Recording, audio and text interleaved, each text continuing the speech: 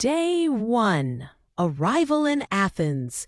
Stepping off the plane in Athens, I was hit by a wave of warm Mediterranean air and a rush of excitement. It felt surreal, the birthplace of democracy, philosophy, and some of my favorite myths. An English-speaking representative was waiting for me, holding a sign with my name, and whisked me smoothly to my hotel. The rest of the day was mine, and I spent it wandering nearby streets, absorbing the city's timeless character. The aroma of grilled souvlaki and the hum of conversations in quaint cafes made my first evening unforgettable. Summary of the day? The thrill of finally standing on ancient soil I'd only read about. Day 2, Athens City Tour. After a hearty breakfast, our city tour began, gazing at the Panathenaican Stadium, where the first modern Olympic Games took place. I felt a sense of awe, driving past landmarks like the Zappion, Temple of Olympian Zeus, Hadrian's Arch, and Syntagma Square. Felt like flipping through the pages of history. But nothing prepared me for the Acropolis, climbing up to the Tropaleia, the Temple of Athena Nike, the iconic Parthenon, and the mystical Erechtheion was overwhelming. I ran my fingers along ancient marble and imagined the ceremonies and philosophers once here. The Acropolis Museum was next. A sleek, modern contrast to the ruins above. The statues and artifacts here seemed almost alive. In the afternoon, I strolled through Plaka, Athens' old quarter, the narrow cobbled streets. Vibrant bougainvillea and tempting little shops felt like a movie set. I couldn't resist some local olive oil and hand-painted pottery. Summary of the day: touching the Parthenon's marble under the Athenian sun. Pure magic. Day 3. Corinth's Canal, Epidaurus, Nafplion, Mycenae, and Olympia. Our journey to the Peloponnese started early, with the Corinth Canal as the first stop. Peering down its narrow turquoise cut was dizzying. At Epidaurus, the ancient theater's acoustics were incredible. Even a whisper at center stage reached the top rows.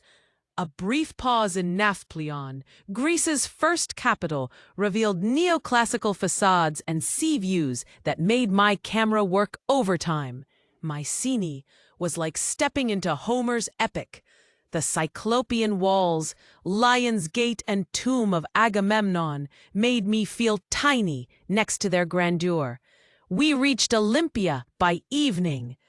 After dinner, I wandered under starry skies, imagining ancient athletes training by torchlight. Summary of the day: whispering in Epidaurus's theater and hearing it echo in time.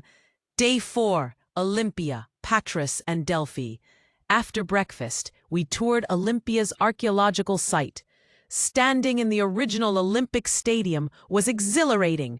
I even raced a fellow traveler for fun. The Museum of Olympia displayed breathtaking artifacts, including the statue of Hermes by Praxiteles. The drive through mountain passes toward Delphi was serene. Olive groves and distant villages painted a picture of timeless Greece. We arrived in Delphi as evening settled, the air cool and laced with pine. Summary of the day: running barefoot where Olympians once did. Day 5, Delphi, and return to Athens. Exploring Delphi's ruins was unforgettable. The Temple of Apollo felt mystical, the Athenian treasury proud. The view over the Valley of Olive Trees and the Gulf of Corinth stole my breath. At the Delphi Museum, I met the Charioteer of Delphi, a bronze masterpiece whose calm expression seemed eternal. we returned to Athens, the city welcoming us like an old friend. Summary of the day: feeling like the oracle might appear any moment among the Delphi ruins. Day 6, Athens to Mykonos. After breakfast, we caught a high-speed ferry to Mykonos. The Aegean Sea sparkled like scattered diamonds. Once in Mykonos, the island's whitewashed houses and blue-domed chapels immediately charmed me.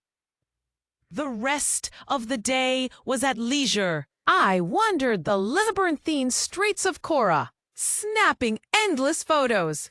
A sunset at Little Venice, watching the sun dip behind the windmills, was pure postcard perfection. Summary of the day: the sun setting behind Mykonos' windmills, a dream made real. Day 7, free day in Mykonos. Today was all mine. I started with coffee by the old harbor, then took a boat to Paradise Beach, where turquoise waters met golden sands. The afternoon meant aimless strolling through hidden alleys. Brightly painted doors, lazy cats, and bougainvillea-draped balconies followed my every turn. Evening brought cocktails at a seaside bar, the island's nightlife starting to pulse. Summary of the day: a carefree afternoon getting lost in Mykonos' sun-bleached alleys. Day 8, Mykonos to Santorini. Breakfast, then off to the port for the ferry to Santorini. As we approached, the cliffs crowned with white villages took my breath away. After checking in, I watched the sunset from Fira. The town's lights glittered against a sky streaked in oranges and purples. Summary of the day: first glimpse of Santorini's cliffs, a heart-skipping moment. Day 9, free day in Santorini. A full day to explore Santorini. I hiked from Fira to Oia along a caldera path, the views surreal. Blue domes, sun-drenched cliffs, and the endless Aegean. At Amodi Bay, I dipped my feet in the water, savoring grilled octopus. Evening in Oia was a dream. The sunset drew applause. The sky a masterpiece of pink and gold. Summary of the day: hiking the Caldera Trail, a perfect harmony of earth, sea, and sky. Day 10, departure. After breakfast, it was time to head to Santorini Airport. Saying goodbye to the islands felt bittersweet. Greece had filled me with warmth, awe, and memories I'd carry forever. Final thought: the Aegean breeze will call me back someday.